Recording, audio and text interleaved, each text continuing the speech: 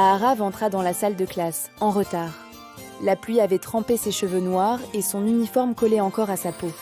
Toute la classe se tourna vers lui, chaque regard pesant.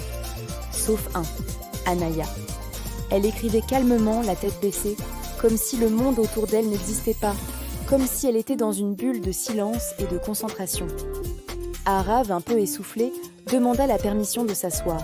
Le professeur acquiesça d'un signe de tête. Il traversa la salle, cherchant sa place, et s'installa, juste derrière Anaya. À ce moment précis, comme guidée par une force invisible, elle leva la tête. Leurs regards se croisèrent, et le temps s'arrêta. Le bruit de la pluie qui frappait les fenêtres, les murmures des autres élèves, le grincement de la craie sur le tableau, tout disparut, remplacé par un silence profond et vibrant. Le cœur d'Anaya se mit à battre plus vite, un tambour affolé dans sa poitrine. Aharav, lui, sentit une chaleur qu'il n'avait jamais ressentie auparavant, un mélange de surprise et de reconnaissance. Un silence étrange s'installa entre eux, chargé d'une émotion qu'aucun mot ne pouvait décrire. C'était plus qu'un simple regard, c'était une connexion. Les jours passèrent, étrangement, ils ne se parlaient m'en pas. Ils n'en avaient pas besoin. Leurs regards faisaient tout le travail. Dans la cour, Anaya savait instinctivement quand Aharav était là, même sans le voir, comme si elle pouvait sentir sa présence. En classe, Aharav se surprenait à sourire sans raison, simplement parce qu'il entendait Anaya rire avec ses amis à quelques mètres de là. Leur amour naissant vivait dans ces petits riens, ces moments suspendus. Un jour, en sortant de classe, Anaya laissa tomber son cahier. Les feuilles s'éparpillèrent pour chaque sur le sol. Avant même qu'elle ait pu réagir, Aharav était là, le ramassant. Il lui tendit le cahier et en le prenant, leurs doigts se touchèrent. Un frisson électrique traversa leur corps, un courant si puissant qu'il leur coupa le souffle. « Merci » murmura Anaya, les yeux baissés, incapable de soutenir son regard. « Toujours » répondit Aharav sans réfléchir. Un mot simple, mais qui pesait une tonne.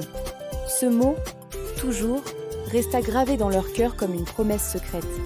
Mais un bonheur si pur et si visible ne pouvait rester caché bien longtemps. La mère d'Anaya, une femme stricte et très respectée dans la communauté, remarqua tout. Les regards qui s'attardaient, les silences complices, les sourires volés. Un soir, elle prit sa fille à part. Son visage était fermé, sa voix froide comme la glace. « Cet amour n'a pas sa place ici, » dit-elle sans détour. « Concentre-toi sur tes études, oublie-le. » Le monde d'Anaya s'effondra. Elle pleura toute la nuit, des larmes silencieuses qui inondèrent son oreiller. De son côté, Aharav fut convoqué dans le bureau du directeur. L'avertissement fut tout aussi brutal. « Reste loin d'elle, ou tu quitteras cette école. » L'interdiction était tombée, cruelle et absolue. Mais comment demander à un cœur d'oublier ce qu'il a enfin reconnu? Comment éteindre un feu qui vient de naître?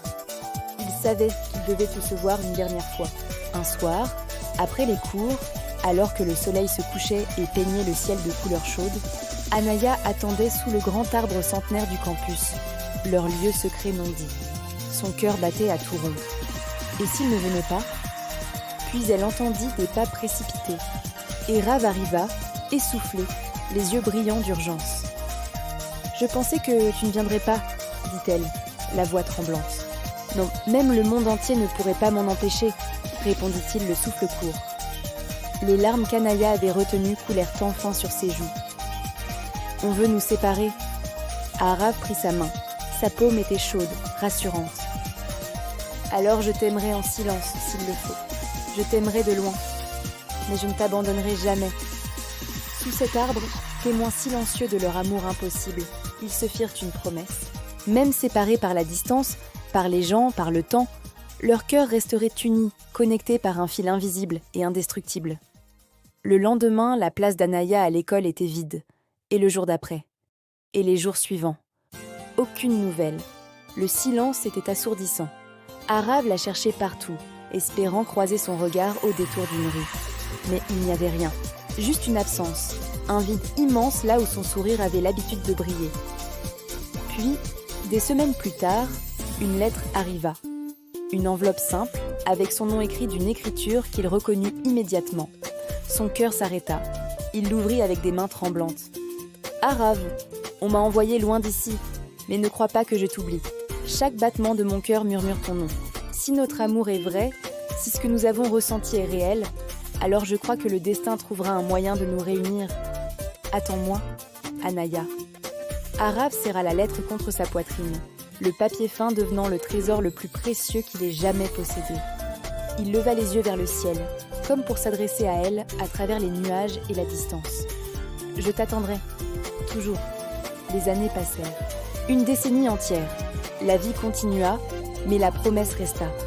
Fidèle à ses souvenirs, Arav devint professeur dans la même école où tout avait commencé.